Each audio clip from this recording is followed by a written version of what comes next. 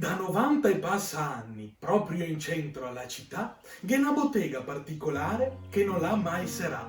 E per proprio impossibile, tra ristoranti e pizzerie, che va da Porta Leoni fino alle sgarzerie, che un negozio di occiai che ha fatto la storia della città per così tanto tempo restasse lì piantato.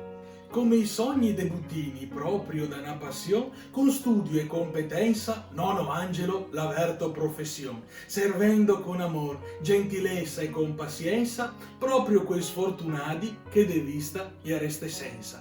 In tempo de guerra, il nonno dei Toni, impipandosene de mitraie, de boti, esplosioni, andava fin dentro le case dei suoi clienti a fargli un controllo o a cambiargli le lenti.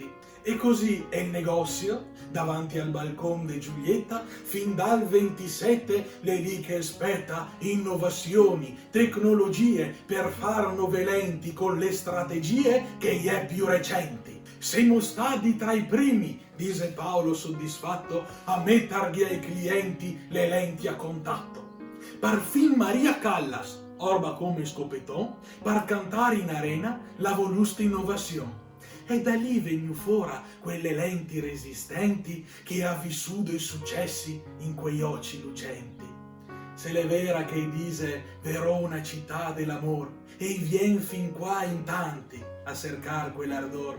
Se poi dopo aver visto Giulietta i sa ancora da fidanzar, resta sol torso un par di occiai e mettersi a cercar.